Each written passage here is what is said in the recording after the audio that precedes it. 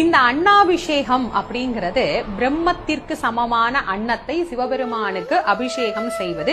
சிவபெருமானுக்கு அபிஷேகம் பண்ணக்கூடிய அந்த ஒவ்வொரு பருக்கையும் ஒரு சிவத்திற்கு சமம்.